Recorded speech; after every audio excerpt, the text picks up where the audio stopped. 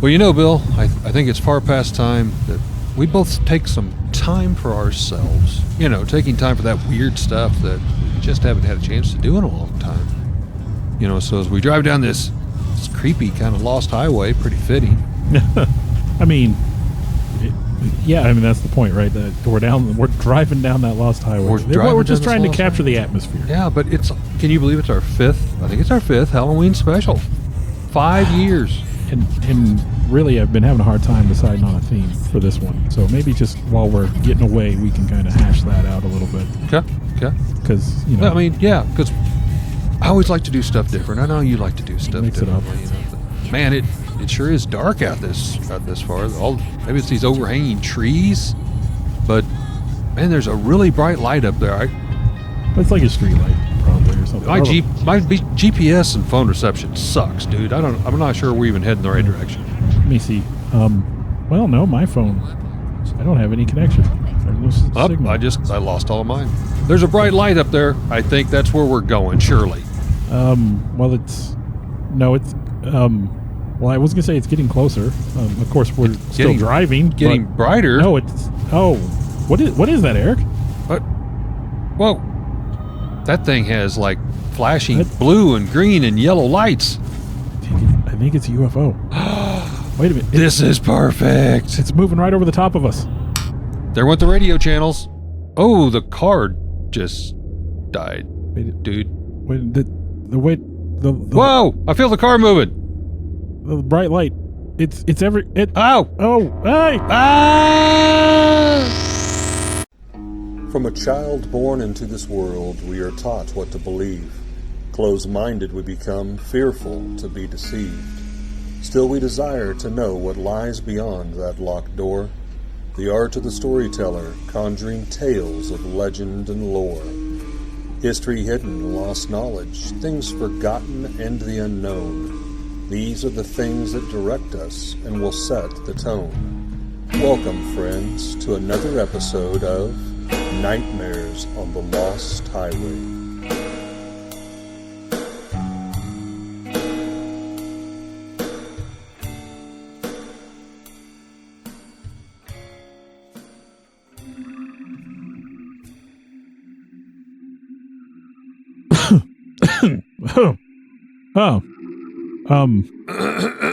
What?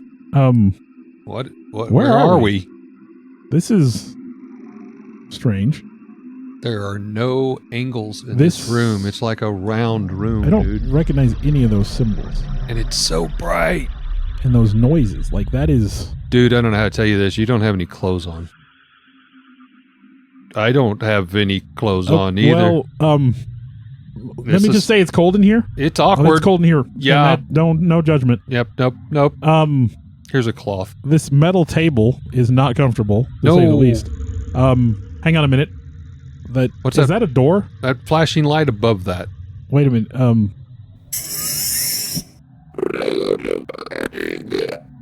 I don't understand what he's saying, and he's got that thing in his hand. Hi, buddy. I've seen enough X-Files. That's a gray alien. I don't think that goes down your throat, Bill. Well, he's looking at you. Oh boy, I get to go first? Well, while Eric's being cold. Don't touch me there. That's really cold. Well, I'll distract you. Okay, please do. I don't know if you've seen in the news lately. There's a North Carolina 911 call that made the rounds here not too long ago. There was about 11 minutes recorded that was publicly released. And this was a call that was placed at 11 p.m. on the 31st of July, 2021 in Pender County. A man who will be only identified as T. He didn't want his real name associated with this story. As a matter of fact, it took a lot of pressure to even get him to share the story once this came to light. He wasn't looking for any kind of fame or make a buck or anything like that. But he informed the operator when he called, I'm driving on 210. I just crossed the Black River, and I thought I saw a guy standing on the side of the road bleeding. In a later statement, he said he was driving by the historic Morris Creek National Battlefield when he saw a figure that he described as a man in his 30s wearing a Civil War uniform. He said the man's uniform was torn, and he looked to be bleeding from the head. Now, he wasn't able to catch a whole lot of detail. He was driving down the road. He's going about 60 miles an hour. And so, he just wanted to let somebody know, hey, there's this guy out here. So he gets on while he's still driving down the road, he gets on the phone while he's looking for a place to stop, and he's talking to the 911 operator. He's laying out what he saw, where he was at, like I said. Now, while he's on the call with the 911 operator, he hears a loud thump from the bed of his truck. And my understanding is you can kind of hear that on the recording. And he says, well, something either fell or jumped into the bed of my truck. And then he begins to hear pounding and scratching on the roof of the cab. So he turns on the bed light and he starts screaming into the phone, it's not human, it's not human. And people who have heard the recording say he genuinely sounds terrified. The police, the sheriff, everyone who's heard it said this is a man who is terrified. They don't think he's joking. He would later describe a pale figure with shallow, sunken eyes, no nose or ears to be seen, with abnormally long arms and legs, a stretched out face as if someone had taken skin, put it on a human skull, and stretched it tight. And this face is pressed up against the rear window of the truck, looking in. He said it looked like it could have been about 7 feet tall. It was hard to tell, really, because it's, hunched down in the bed of the truck. Not knowing what else to do, he speeds up till he gets to about 80, and he slams on his brakes, going from 80 to 35 just as quick as he possibly can. The creature flies over the cab of the truck, over the hood, lands in the road, just boom. Now, he keeps driving. He never stops driving. He swerves to avoid the creature where it landed in the road. But as he drove by, he looked in his rearview mirror and he saw this creature stand up. And he said it was taller than his truck. And he said he's like 6 foot tall. And when he gets into his truck, his head is like level with the top of the cab. So this creature is 7 foot tall, 6.5, 7 foot tall. He says the creature gets up and runs into the woods. Now, he stayed on the line with 911 as he drove to a nearby gas station. And he waited there for the sheriff department to show up. So he waited for officers. He was on 911 the whole time. He is not playing around. Like, he believes this is real. He believes that this happened to him. He fully cooperated with the investigation. Officers conduct a search, include using a drone. They were unable to find anything. They used a drone. They flew over the area. They hadn't found anything in the area. Police did note in the official police report there were scratches found on the cab of the truck, on the roof. The report says these scratches could have been made by low-hanging tree branches, but they couldn't rule out, with 100% certainty. Some locals have reported in that area, though, seeing strange shadows lurking in the region. And in the area near Morris Creek National Battlefield, they're said to have a rich history of strange phenomenon, with reports of lights seen hovering over the battlefield, unexplained noises, shadowy figures moving through the woods at night. Again, the caller identified only as T. He believes he had an encounter with a skinwalker or something similar to that. In his mind, this was a real thing. This really happened to him. Again, he didn't seek out any fame. He wasn't looking to make a buck.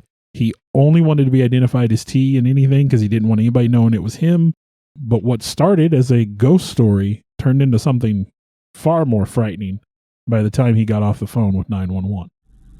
Very interesting. Very interesting. Well, I'm glad they're done with you. Yeah, my voice may be a little different for a while. You can keep poking around at him. No, I don't know. Feel free. Hey, your number's up, Bill. Nope, I don't like that. It only hurts for a short time. So I've got a story to pass on. I call it the pastor's calling. And this was told directly to us by an Illinois pastor. So I'm going to actually, in his words, let him tell the story. I will lead into, he said, this first occurred when he turned 10 years old. His mom, dad, baby sister, big brother, and himself all moved to the rural outskirts of St. Louis, Missouri. That would have been about 1990. Here's the story.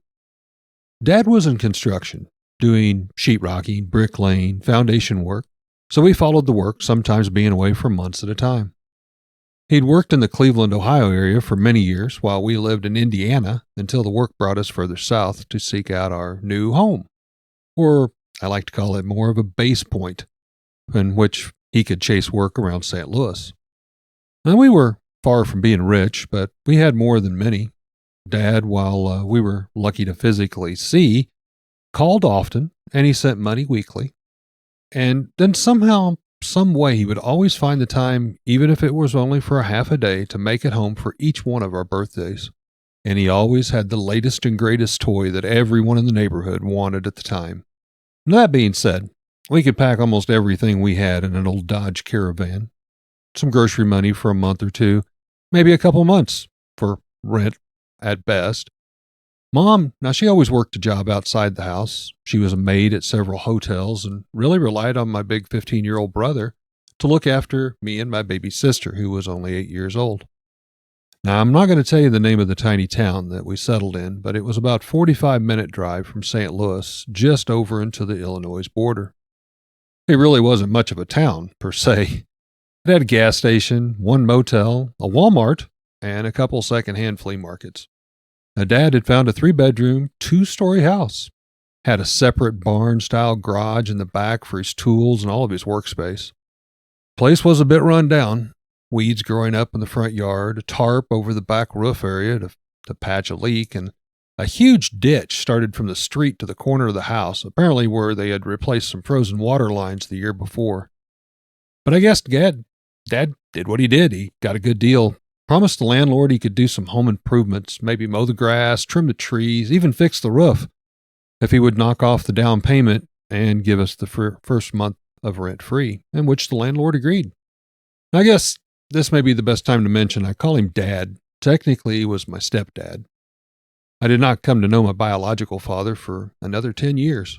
Dad, my stepdad, was religious, but not at all in the senses that you might think. I mean, he never cussed. He always took us to church every time he was in town. But now his father was a minister, so I guess that's where he held on to those beliefs. Still, Dad could be seen knocking back a cold one at a family barbecue, but he was always good to Mom and all of us kids. He took an entire week off from work and instead started repairs on their new house. Big brother helped him, and they got the back of the roof fixed and lawn mowed, and I even got to shovel some dirt back in that gaping ditch all the way through our property. My grandmother, she came to visit and give us a hand for a few days during this move-in process. One night I noticed her and Mom stopping and talking at the stairway that led to a partial attic bedroom. The steps, they went straight up, and then at the top, to the right, was my big brother's room, and to the left, that was my bedroom. When I approached, I heard Grandma ask Mom, well, what if there's a fire? How will the boys get out? Mom nodded, and I heard her start to say something and then abruptly stop. She peered up the stairway, and on there, she held her other hand up, kind of giving us the shush sign across her lips. I looked up the steps to see what possibly she could see. It's clear as day. I saw a little girl in a white gown, but her face was kind of all distorted. I then realized Mom was seeing the same thing, as well as Grandma. We all stood perfectly still, and the little girl passed through the opposite bedroom, vanishing from sight. That was the first time I knew my family could see ghosts. So it stood to reason my little sister could too, or maybe one day would, but we'd have to wait and find out. As Grandma said, sometimes these things skip entire generations and, at best, were unpredictable. Still, Big Brother, like Stepdad, wanted to hear nothing of the sorts. Believing in ghosts was just something that didn't happen, and if it did, you never dare spoke of it. Now, after the week off, Dad returned to his new job in St. Louis.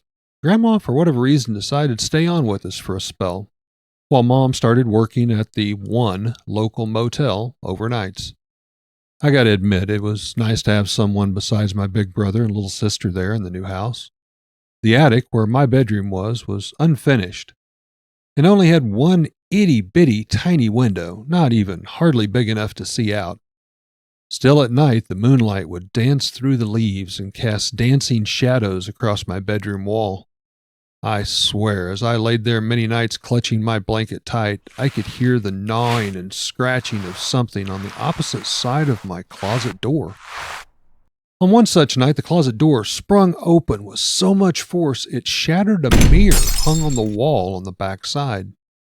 I heard to my surprise my mother's voice as well as my grandma as they ran up the steps. Big Brother, however, was first on the scene. He'd already turned on my overhead light and peered across the room with a confused look on his face. Mom ran in and sat beside me on the edge of the bed. Grandmother seemed to linger in the hallway a bit more. She just looked down at the broken mirror and the glass on the floor. After we cleaned up the broken glass, swept it all up, the closet door was secured. We checked it several times, opening and closing it. The latch seemed to work fine. Big Brother decided to go back to bed, and I ended up joining Mom and Grandma downstairs around the kitchen table. I was shocked to see my mom home at this time of night. She normally would be at work. She'd started her new job. But I never got to ask the question out loud. She clutched my hands with Grandma standing behind her and said, I had a feeling I needed to stop what I was doing and get home immediately, so I just left. Grandma gently rubbed Mom's shoulders. I saw it too. There was a fire upstairs again, she said. I cocked my head at her words. Again? I asked. Mom let go of my hands and leaned back to gleam at Grandma. I didn't think we were going to mention that, Mom. Grandma assuredly stated, well, he deserves to know. How can we keep it from him? After some reluctancy, they finally started to tell me more and produced some copies of newspaper clippings. Now, keep in mind, I'm 10 years old at this time. We didn't want to frighten you, she said, since you'd already seen the little girl, Adeline, we call her, from upstairs. We thought that was enough for you to grasp for the time being. But then we started looking into the history of the house, and we found that there was a fire about 10 years ago, and Adeline, the little girl who greeted us upstairs, was trapped and died here. The home was salvaged. It was mostly just smoke and water damage, by the way the newspaper clipping said. But there was no fire escape, and she was unable to get back down the flaming stairway. We don't want you to worry about Adeline, Grandma said. She's a kind spirit. She's just trying to tell her story.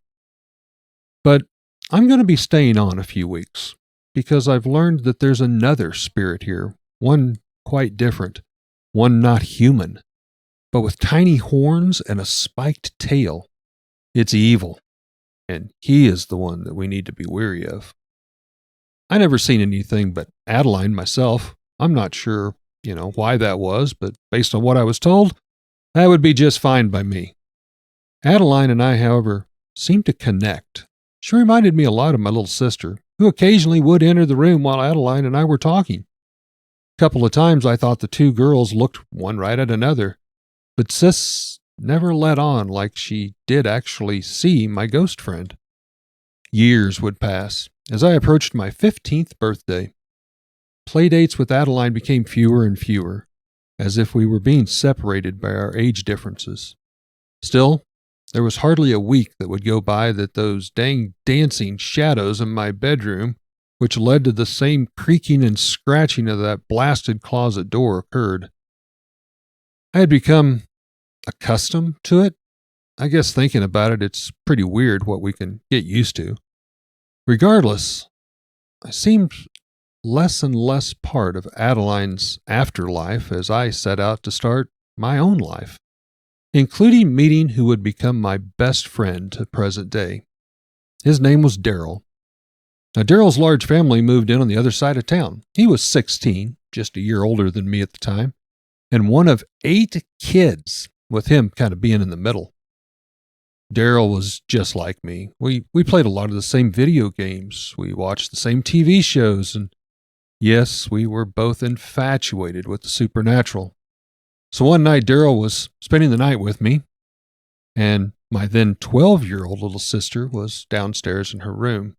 Big Brother at this time was working with Dad out of state. Grandmother, unfortunately, had passed away a few months before, and Mom was pulling a double shift at work. We were teenage boys. It was the late 1990s, close to Halloween, and an old house, which I had told him the stories about, and in particular, all my fond memories of Adeline. Of course, we were going to use a Ouija board tonight. I never gave it much thought for, really working, but after that night, my opinion was changed forever. We'd read somewhere for the best of luck, we should try the Ouija board at the stroke of midnight, so we planned all night long. I had not seen Adeline, my childhood ghost friend, in several months. Secretly, I kind of thought to myself, well, if this thing works, maybe at least I can tell her goodbye or something. So that was my shared plan. I told Daryl all I knew about Adeline, and I'd shared everything with him through the past year that I'd got to know him. I think he was just as excited if she would actually come through as I was, as he just wanted to see something. Secretly, I knew he may even been a bit jealous of the ability that I seemed to have been born with. As midnight approached, we put our fingers on the planchette, and I asked awkwardly, "Adeline, are you here with us?" Nothing happened. We waited, looking around the bedroom with only a single candle burning, which we'd also read and was suggested, but still nothing. Daryl decided to give it a try. Daryl being Daryl. "Hey, I'm Daryl, and this is James. We just want to be friends with you." I kind of looked at him as my mouth probably hit the floor. The candle flickered as the room once again started dancing with shadows across the wall, but this time it was different. They were not leaves from the trees outside. These were shadow wisps that seemed to pass through the candlelight. The planchette jerked from beneath our fingers, across the Ouija board, and crashed onto the floor. We both gasped as we leaned back from the makeshift table. Adeline appeared in the closed doorway of my room. The planchette lay on the hardwood floor just in front of her. She knelt down and reached into the bedroom for it as if she was trying to keep from entering the room. I looked at Daryl, who, based upon his facial expressions, was definitely seeing Adeline. Then the room began to fill with the scent of something burning, and more shadowy and smoky wisps danced across the walls. Adeline pushed the planchette back towards us across the floor, just as a tall and sinister shadow evoked from behind her and pulled her tight against him. It stood crouched with its tiny horns and forked tail flickering, and it clutched Adeline tight up against its chest, with long fingers turning her head to reveal the burns that now materialized on one side of her body. She screamed. It was the first time I'd ever heard her use a voice, and that sound still haunts me today. I clutched the planchette in my hand tightly, as both Daryl and I scooted across the bottom of my bed, pushing away from the Ouija board that was falling onto the floor as if in slow motion. Immediately, it was like a tornado pulled the dark entity, as well as Adeline, deep inside the Ouija board in that split second before the board folded shut on the floor. But then we noticed there was flames behind us, and we could feel the heat at our back and above our head from the bed. Apparently the single candle had fallen over and engulfed the bed in flames that now stretched up to the ceiling. We ran down the narrow stairs as fast as we could, stopping to beat on my sister's bedroom door. The three of us gathered outside in the yard. The rural fire truck showed up almost immediately, as Mom pulled into the driveway, leaping out of the car, coming running towards us. "Is everyone okay? Are you all right?" We all nodded, even Daryl, whose mouth was still wide open. We watched helplessly as the firefighters fought to save the house. Once again, my mother had sensed something was wrong. No one had called her. She just seen flames in the house, and like it had all happened before. After an hour or so, with morning looming, Big Brother and Dad pulled in to join us. The house was pretty much a total loss. Only the framing and the exterior garage survived. Mom pulled some strings at work and got us some rooms to stay at the motel for a few weeks before we could find another house. We never really talked much more about it after Daryl and his family moved closer to St. Louis, but we never messed with another Ouija board again. Now, Pastor James was actually his name, told me. Nothing more ever happened, I'm happy to say. I later learned one of the only ways to destroy a Ouija board, ironically, is in fire, and that's exactly what happened. But then he reached inside his jacket and he produced the planchette, and he laid it gently in front of me on the table. Now, I'll be honest, I'm not sure what shocked me the most that day, hearing the story from this minister or the fact that he kept the planchette, a crucial part of the whole Ouija board. He looked up at my shocked expression, I believe realizing he probably should say something, and he said, "Something only has power if you believe it does. This here thing, it's just a triangle-shaped piece of wood, and wood burns easily enough, if I wanted. But that's why I became a minister. Sometimes knowing that we can do something doesn't always mean that we should do it. And sometimes we need to remember where we came from and what things we have made it through. Don't fight things we don't understand. Accept all, accept everyone, and expect nothing in return." I don't really want that to happen again, but I wasn't going to Yeah. recommend it. No. And why he went and got his buddies? There's more in here. we don't now. need an audience. Yeah, And they're over there talking amongst themselves. I wish I had any idea what they're saying. they've got like some images of us. X-ray. Maybe. That looks weird. I know that thing sticking up inside there doesn't look like it should be there. Oh, dear Lord, Eric. Oh, what a trip! Oh, hey, he's got a big long needle that he...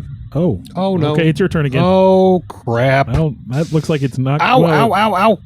At least it's not going where he went before. Well, I think I'll distract myself with the tale of a wild man-like creature that roamed the remote wooded hills of the Ozarks around Douglas County.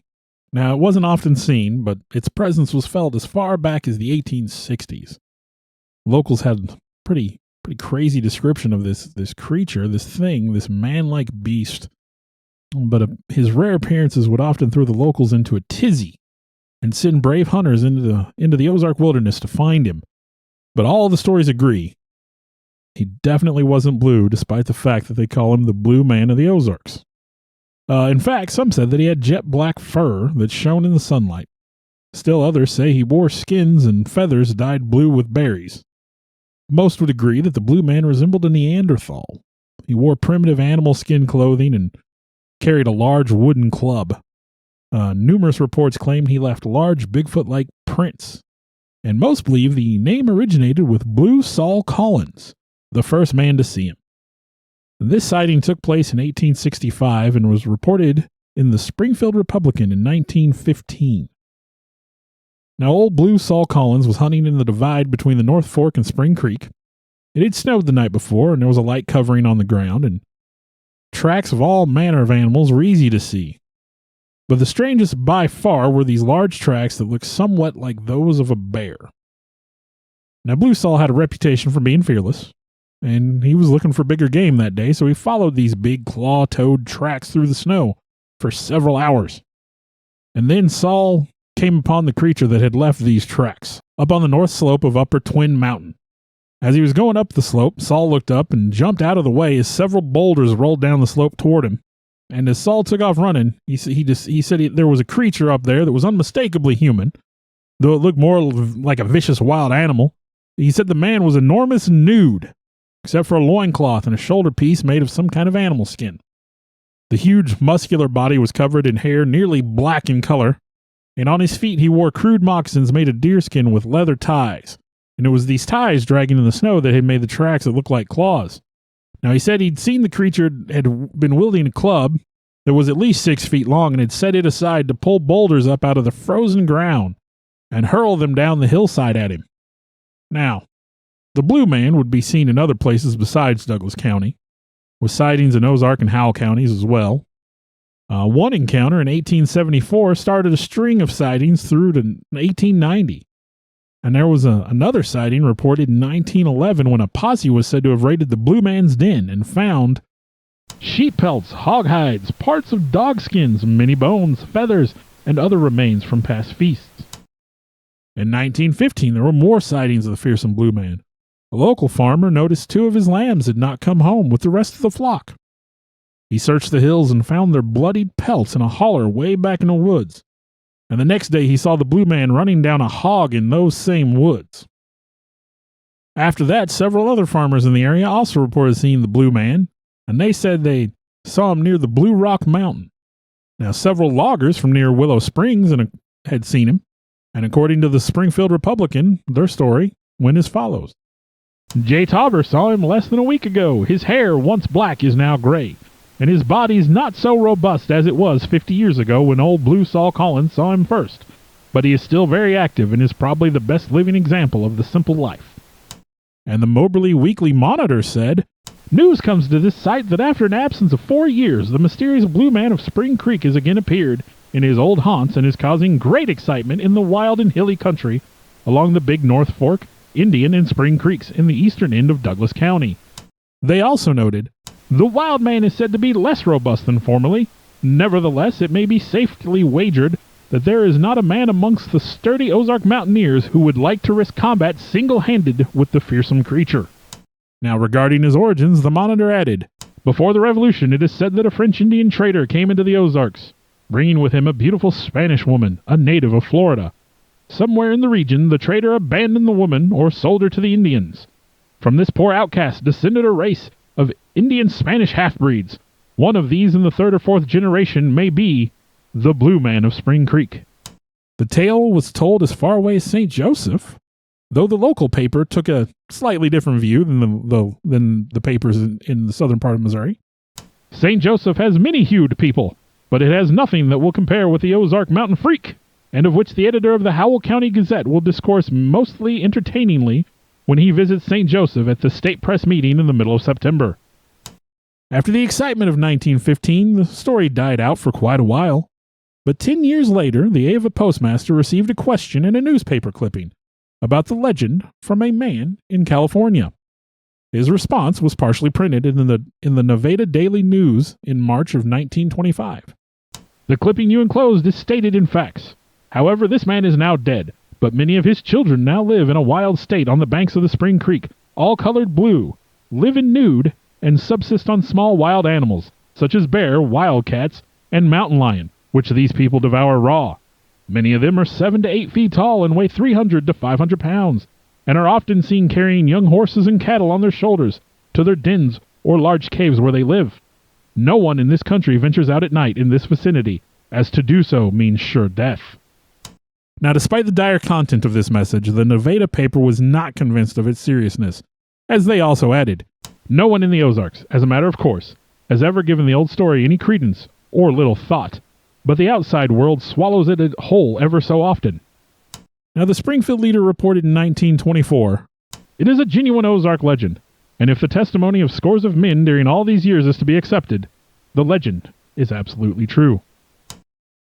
And then there's the tale of Vincent Anderson, who had an encounter with the Blue Man not too long ago. He didn't want to talk about it, but after much cajoling, he finally told the tale. Now, he had encountered the Blue Man and at first thought to shoot it, but all he had on him at the time was a .22, and he thought to himself after seeing the monster, what's this going to do? And he must have done something, stepped on a stick, but he caught the Blue Man's attention and was chased through the woods by the Blue Man for about a mile, before he finally got to his truck, jumped in, and he said when he started that truck, he had never been so relieved. Almost sounds like a giant. Yeah, could be. Wow. Well, it looks like my turn for the needles coming up. Yeah, I think I dozed off there for a bit. I don't must have mean hypnotized you or offense, something. but whatever they injected me with was Well, I figured they were just putting taking an me implant places. in you, but it did something. It did something. Well, hopefully it's a good trip. Okay. Well, I've got a story while I'm feeling this way that it's a little close to home, but I was told a couple years ago, and I think it's only fitting that I share it. Maybe with you aliens here, maybe you'll get an idea of what we're capable of. This story takes place in the late 1830s in what is now the northernmost part of Laclede County, Missouri. It involves the Daniel Fulbright family, which were early settlers in the area. They were highly respected in the community. It is rumored that a slave known only as Joe, that lived on the Fulbright property, felt that a young girl had flirted and led him on one evening while he played the fiddle around a bonfire. However, being at the young age of only 10 years old, this little girl Now, I'd like to believe it was more of an innocent little girl, just being naive and thinking she might have just approached this beautiful fiddle music rather than the man that was playing that evening. Regardless, on a hot and steamy July evening, July 10th, 1837 to be precise, the slave named Joe entered the Fulbright mansion and assaulted the 10-year-old little girl named Amanda Fulbright, and her family was outside working in the fields. In his assault, he panicked as the girl screamed. Joe stabbed her and then quickly fled for fear for what he had done. Amanda, however, had already alerted the family with her scream and did live long enough to tell who her attacker was, but tragically died shortly thereafter. Essentially, this event escalated from an assault to a full-blown murder. The men in the area quickly formed a manhunt, a posse, taking several days tracking down the slave with dogs. Joe had hidden in the general vicinity, and he had been threatening local slaves to feed him and to keep his location secret. Eventually, however, Joe's luck ran out. Members of the manhunt spotted him. One man in particular, a Thomas Rafferty, is said to have shot him with a pistol as he tried to escape into the rugged wilderness. Now keep in mind, to have a gun in that time frame, back that far, was kind of an oddity, especially a pistol. Many only had knives, pitchforks, clubs, and maybe a rifle. But Joe, even though being shot, did not die immediately from the gunshot wound. So a doctor was sent for to help the arrested convict, now in custody of the law. But the law had their hands already full with the tragic murder and trying to hold off a full-blown lynch mobbing before morning. Now, the closest doctor at the time was a Dr. Dodson, who was about 16 miles away. I guess the Lebanon doctor apparently was out of town. It was there Dr. Dodson and his family had lived at Glaze City over in Camden County, a town founded by Dodson's father, Glaze City, Missouri. Today, it's nothing more than a memory, but in its day, it was located about 7 miles from the village of Wet Glaze and about 2 miles from a well-known cave in the southern part of Pulaski County. And that cave plays a major part in this bizarre story that I'll get back to. The Fulbright mansion and property would have been located about 12 miles southwest along Dry Glaze Creek in Laclede County, presently believed to be at the intersection of Highway H and Highway BB and off of Tuscumbia Road. I don't think much remains of the original Fulbright mansion, if anything, that proudly stood there. Dr. Dodson arrived too late, unfortunately, to save Joe from his wagon trip, but he did offer a means to settle the argument at hand at what to do with the body. You see, being in the 1830s, well before the Civil War, things were very, very different. The consensus of the time was Joe was a heinous murderer, and he could not be buried in the White Cemetery, nor did the slaves want him buried in their cemetery because of his wickedness that he had done in his life. Dr. Dodson offered a rather bizarre solution to the matter that seemed to satisfy all parties, at least living, that were involved. He would take the corpse to a nearby cave, the same one I mentioned earlier. Now, just to set the record straight concerning that cave, it is very small, and it only goes back about 30 feet, or at least that any human could possibly squeeze through beyond that point. However, the cave is commonly known as Joe's Cave, where Dr. Dodson dismembered the corpse and boiled the flesh from the bones. This was no easy task, and it took several days to complete the grisly business. But not only for the reasons that you might assume. For you see, wolves were common in these parts at that time, and they were attracted of the odor of cooking flesh. Mr. Dodson remained in the cave entrance defending his work until it was done. At times, to be said, fighting off the wolves who came at night. Dr. Dodson even arranged to have his meals brought to him by some of the local slaves, who left them at a distance from the cave, fearing a possible curse that might ensue, something I will address later. As if this story couldn't get any more bizarre and strange, well, it does. Because Dr. Dodson, after boiling the flesh off the bones of old Joe, he then carefully collected and articulated the murderer's skeleton, and it would be used in his medical practice for the rest of the good doctor's career. However, Joe the skeleton was passed along in the medical practice fields for some time, until seemingly destroyed in a house fire back in 1994, existing for 110 years, somewhere between the veils of the dead and the living. Perhaps it was Joe's own curse for his wickedness in life. Maybe he had served his sentence in the afterlife, and literally as a lesson of teaching good with the doctors. Now, I found a few more tidbits to this particular story. Legends tell of a haunting of this small cave, the one we call Joe's Cave. Some say that you can hear soft, eerie fiddle music coming from the back of the cave, cascading down the misty Ozark hollers. To many, it is as if Joe is trying to once again lure unsuspecting women into this cave with his beautiful fiddle. Others swear that if you go into the cave, you can see a formation on a rock shelf that looks to be like a petrified heart and a tongue. Now, I think that might be a bit of a stretch. But I will tell you, old Joe's story might end there, but the curse, well, that's just getting started. It's one allegedly involving Thomas Rafferty's pistol, same one used to shoot Joe the slave and essentially end his cursed life. Now, as legends go, Rafferty's wife was having an alleged love affair with another man, a man who went by the name of William Gristle. Now, William Gristle, according to research, was a farmer by trade, married with 4 children, one of which had died before this event took place. Rafferty's wife stole her husband's pistol one evening and gave it to her lover. She persuaded Gristle to use that same pistol to shoot her then husband, Rafferty, the man who had shot Joe years before. In return, she would then be able to wed him instead. Now, some versions of the legend say Thomas Rafferty was indeed ambushed by William Gristle and killed, adding even more weight to the curse of the gun who killed Joe. Yet another slightly different version states the adultery couple was found out before getting a chance to use the family pistol to kill Rafferty, the husband. In that version, the lovers were found out and arrested, being swept out of town to nearby Pulaski County.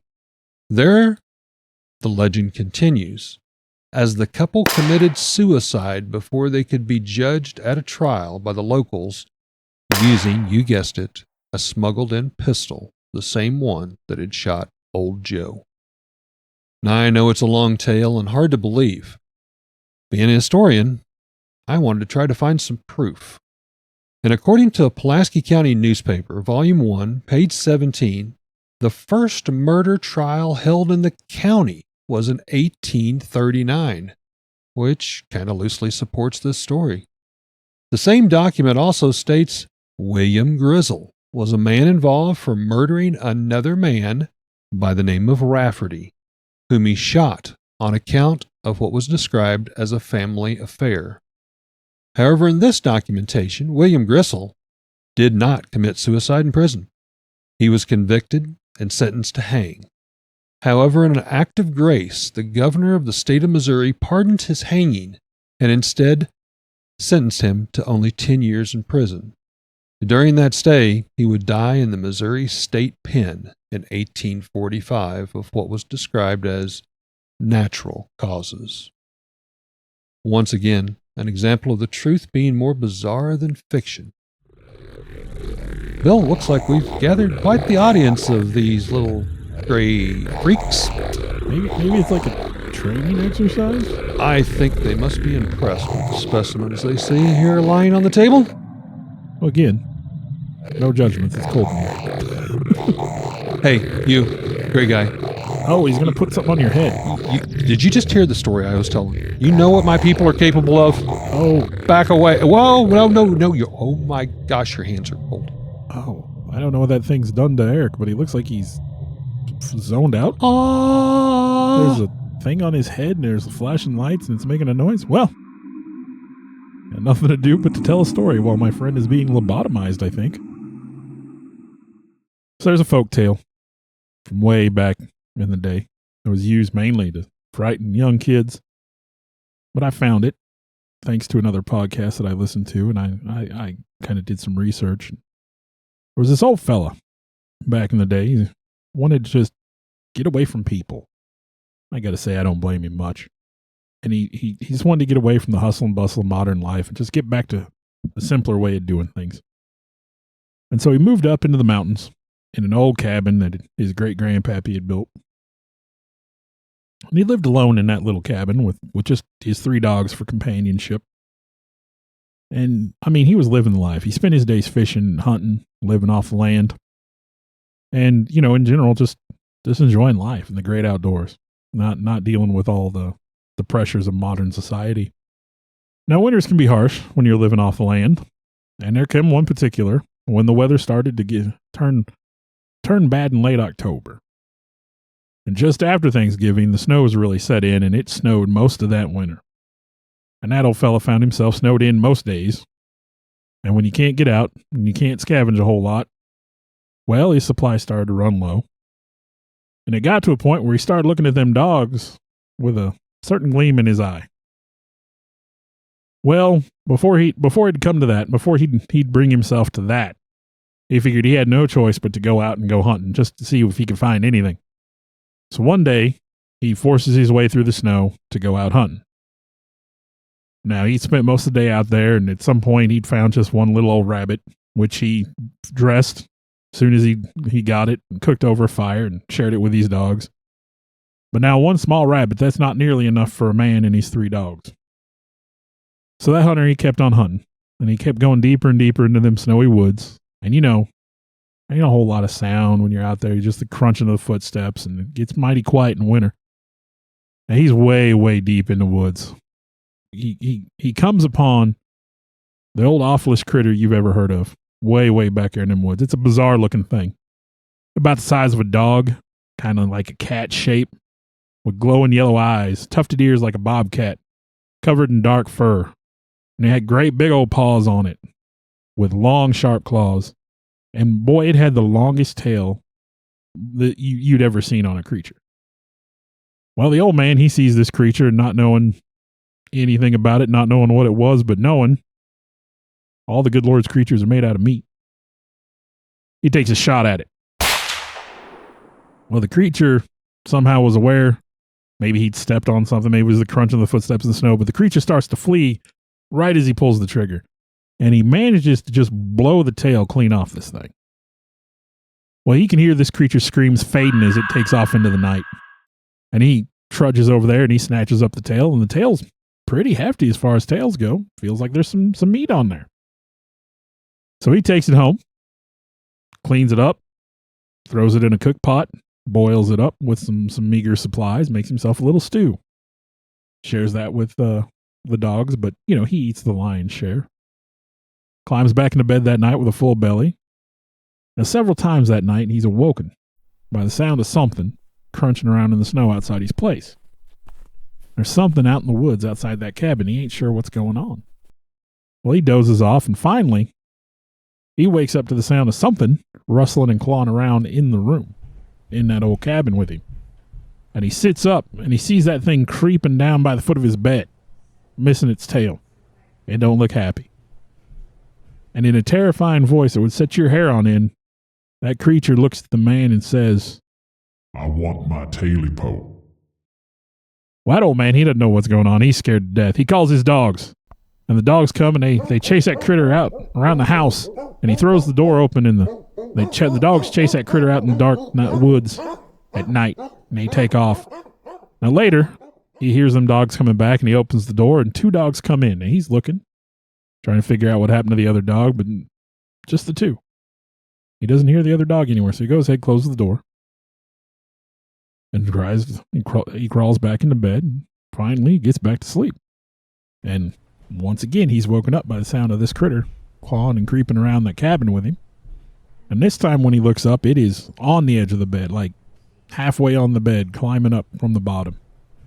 And once again, this creature I want my taily pole. Well, the man calls the dogs, and the dogs come running, and he sicks the dogs on it, and they chase this creature off in the woods yet again. Them two dogs chasing that darn critter, and they disappear into the night. Well, he hears a dog coming back. He hears one dog scratching at the door, and he opens it up, and there's just one dog there. The dog comes in, and it's wore out, but it curls up. Well, now the man doesn't know what's going on. No, he's just got the one dog. He brings it in close to the bed, and he tries to get back to sleep. And he finally does. I don't know how he did it, but he did. Now, of course, he gets woke up yet again, a while later, and this time this beast is like on the foot of the bed, crouched there. And yet again. I want my taily pole. And yet again, the man has his one remaining dog chase this critter out the door and into the woods at night. And he waits. And he waits. And that last dog don't come back. Well, with nothing else to do, he grabs his trusty hunting rifle. He's alone. He's scared. He's got no more dogs left to protect him. He climbs into bed, pulls the sheets up tight around his neck, holding his rifle, hoping he can get back to sleep, just hoping he can make it to the light of day. Hoping, more than anything, that critter don't come back. And man, it's just the dark early morning, just right before the sun. He's almost made it to daylight when he hears something coming out of the woods towards the house. Now, hoping it's that dog or any of the dogs, he peeks out. And that strange critter comes running through the door, leaps up onto the bed with him, knocks the rifle from his hands. And this thing is now eye to eye with the old hermit. It's on top of him. The creature leans in just as close as it can get. I want my taily pole. And the old man, he's freaking out. He doesn't know what else to do. He goes, I hate it. I hate your taily pole. It's gone. You can't get it back. And with that, the creature tears the old man to pieces, scatters him all over the cabin. It's just a bloody, grisly mess. It's a massacre. Now, man tries to fight back. He does what he can, but the critter's just too strong, and it's got those big claws, and those claws are just so sharp. And he just scatters him. Now, today, there's not much left of that man's old place back in the holler, except the remains of his stone chimney still standing there. But they say at night, when the moon's bright up in the sky and things are dark and quiet, and the wind blows just right, you can hear a blood-chilling voice say, Taily pole. Taily pole. Now I got my taily pole. well, looks like Eric's back amongst us, conscious, yet again. Feeling a little lightheaded. I hope that was pretty pleasant, because it looks like they're getting ready to stick that thing on my head. Good luck with that, buddy. Whoa, hey, careful Yeah, there. you guys go on over there. I'm just gonna rest here, and I think I'll share another story. This story is the Ozarks Coyote Cave House. Now, I don't know how many states can brag about having cavern homes, but Missouri and Arkansas, the Ozarks region, brags of at least a dozen. It's kind of ingenious, actually, building your home in the mouth of a cave or nearby to pump up all the natural cooling in the air, especially in the hot seasons. But even in the winter months, a cave maintains a pretty constant temperature, ranging from about 60 to 70 degrees year-round. But sometimes, even in nature, our worlds overlap. Sometimes what lies buried below is better to be left undisturbed, especially when you open it up literally into your own house. It's one such instance I heard of a bizarre story in a small Arkansas-Missouri border cave home that proved just that. Just south of the ever-popular Branson, Missouri, a tourist town, is the Arkansas border, with several known and even many open to the public caves there in the Ozark Mountain region. But this story is a bit more off the beaten path, about 20 miles from anything in any direction as it was described, but along a river bluff. Now, until about 20 years ago, it had become landlocked, and made some local news media attention as the new owner from Southern California returned back to his Ozark roots. He owned the cave and the adjacent 200 or so acres all around it. And he envisioned building his home on top of the mountain above the cave. He had a background in construction, and he had developed a series of ductwork and fans, a system to propel the cool, fresh air up into his 2-story home up atop the mountain. But not before he had to take a neighboring farm owner to court to gain access to the forgotten old homestead that was pretty much erased from the history books. After about 3 years in a very brutal court battle, the easement was granted, so the California/Missouri native could start bringing in the necessary building supplies. His neighbor, the same that he had taken to court, had tried everything to thwart his construction attempts without much legal luck. Finally, the two men met one evening at a local church, seemingly odd, yet properly safe environment, I guess, for the two to meet, who obviously had some indifferences. The neighbor, being part Choctaw native, shook the man's hand and began to tell him exactly why he was opposed to the construction efforts. Now, while living in Southern California for most of his adult life, the man was a Missouri native, and he still remembered the many superstitious and sometimes odd traits of the hillbillies and the natives of the region. The part Choctaw neighbor told of his ancestors' story of how over a century ago his people revered that particular cave as sacred. It was a place originally held for Indian dances, festivals, and in the back, a place they resulted in using as a burial ground. He said it was after the white people started digging up the more exposed Indian graves for souvenirs. Now, this hit home for the Missouri native. This is part of the reason he himself returned. After the passing of both of his parents, who had left him the old deed to the family settlement. He'd never been close with his father, and his mother had died while he was a teenager. He'd hopped on a bus for California right after his mom's passing to start a new life. And just about a year ago, he received word that his father had passed. And his father's lawyer contacted the man, telling him that he had inherited a deed with a substantial amount of property in the Ozarks. He entertained the neighbor as he sat there across from him in the church, thinking it was best to try not to be enemies, living alongside one another. So he let the Indian man finish. The man looked up. "This is the reason I'm concerned. By building your home on top of the mountain and disturbing the cave constantly with this ductwork, it could release something, quite honestly, neither of us would want to face." Now, the new owner agreed and assured the neighbor, "We will proceed with severe prudence and respect." He got up, dismissed himself. The two gentlemen shook hands and made their ways. Now, things seemed fine for the first few months, as the house on the rock, as it was dubbed, was built. A simple open floor plan of a 2-story home. That is, until the well-digging trucks came to burrow their way into the cave to run the necessary ductwork to feed the house. At first, the drill bits just kept breaking or stripping as if hitting something far harder than any stone. Then the machine started to malfunction, until one day one of the big drill trucks burst into flame, leaving one man severely burned and in critical condition. The Indian neighbor offered sweet tobacco and sage to help put the spirits of his ancestors at ease, as well as inviting his new neighbor, the one building the home, to a special drum ceremony where others, his people, would be attending. Again, the California man decided it was best to go, just to help show mutual respect and that he did sincerely mean no harm. That night was an experience to be sure.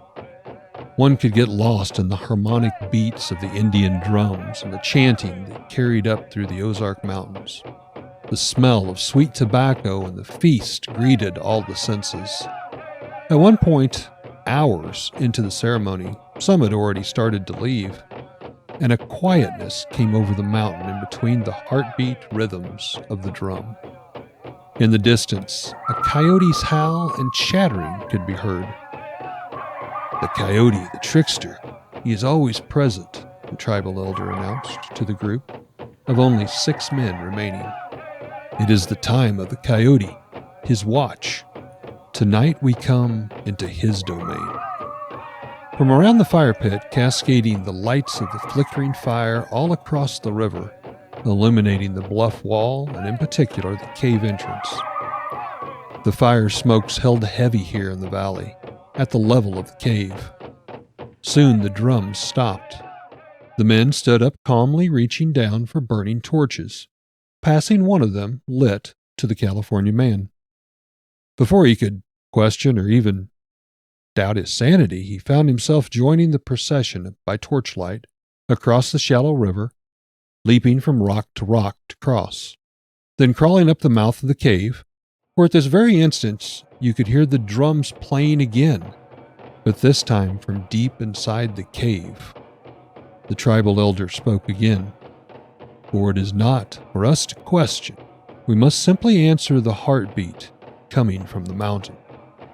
At the mouth of the cave, a coyote paced, and upon seeing us, scampered down the ledge, disappearing into the thick underbrush.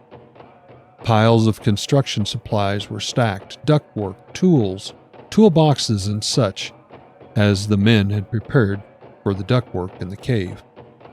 Then, the strangest thing happened, something never expected. The man from California awoke. He sat up in bed, the cool cave air gently cascading out of the vents of his room. He got up, went to the window, looking out high atop the mountain, down the Ozark Mountains. He was in his new home. It was built. His wife still lay asleep in their bed, and he looked smiling down upon her. Then he heard the drum beat, like the heart of the mountain beneath him, like the one that seemed to awaken him from his slumber. He walked across the room over to one of the vents, and the drumming got louder. It was coming from the caves below. It was the only thing that made sense. He slipped on his slippers, grabbed a robe, and went down the stairs to the main floor. But when he reached the bottom of the stairway, he saw his front door standing wide open in the moonlight, and stepping inside was a coyote. Its teeth snarled, its hair bristled. It circled the entryway, sniffing, then turned and looked directly at the new homeowner before vanishing quickly back outside the door. Nothing really ever happened bad there, at least not relayed in the newspaper articles, but for a short time it was opened as a type of a bed and breakfast location, with more than a few upset customers leaving in the middle of the night due to what they called extreme cold drafts, obnoxious drums, and the smell of decay or wet dog. The man's wife is said to have died in her sleep. However, she had a closed casket funeral service, which seemed a bit odd to the area and the towns. The once California man's dream of returning to the Missouri Ozarks did not seem to go the way he had planned.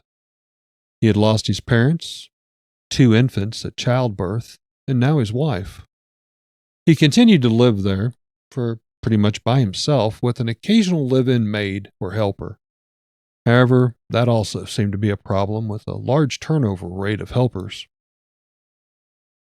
He was found dead in the upstairs bathroom back in 2012, where paramedics found him after an untraceable 911 call.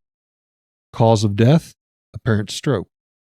However, police and first responders were more than a little startled to rescue a wild coyote that was found barricaded in a guest bedroom upstairs, where apparently, based upon the surroundings, it had been kept for several days. The property was foreclosed on shortly after, and I'm told vagrants ended up setting it on fire sometime around the pandemic of 2020, where now only the steel and rock framing remains as a reminder of a proud dream atop an Ozark mountain, But perhaps it wasn't the best foundation in which to build dreams upon, considering it was the death and mistreatment of others.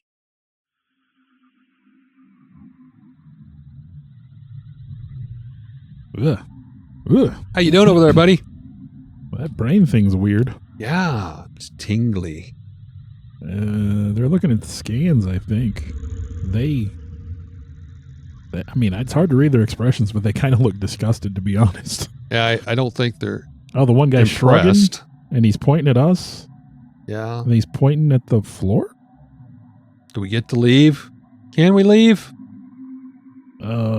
Where's Okay. my clothes? Oh, hey, they're putting... Oh, it's like a mask? Oh, hang on. Night, night. Oh, I get one too. Night all.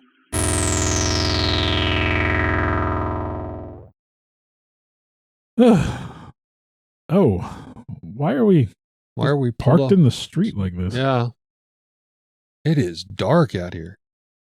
I mean, we got the podcasting stuff. Weren't we going to do a It Halloween looks, special? well, there's a file here that's like an hour long, and it's still running. I mean, Did we do the Halloween special? I don't remember. We're gonna have to play this back and see what's on there. Well, I don't know where the quickest convenience store is around here, but dude, I kind of feel like I got some stuff inside of me that needs to come out. I feel like I've been sitting a long time. Yeah. A little tender. Hey, there's a drive with a gate. Can we like turn around a minute? Yeah, let's just head back Yeah. home and figure out what we'll see what's on the record. Maybe we did record it and we just forgot. Wow, there's a falling star or something over there. Well, going the wrong way to be a falling star, Eric. It's taking off. That Going up. is that a UFO? Dude, I never have my camera out when I need it.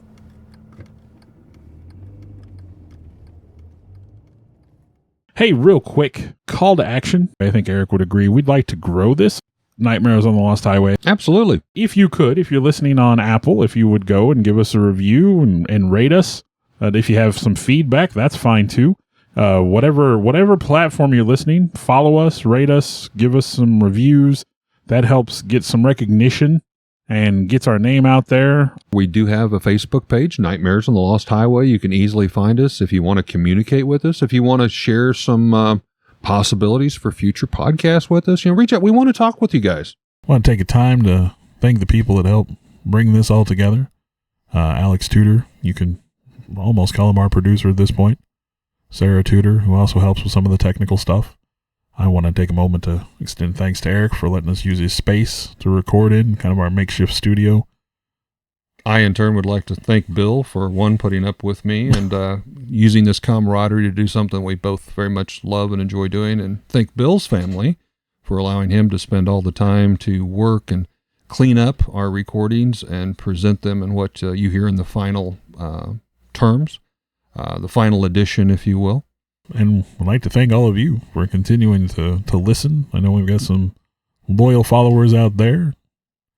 We do this as a labor of love, but we're happy that there are people that enjoy it hopefully as much as we do. Thank you very much.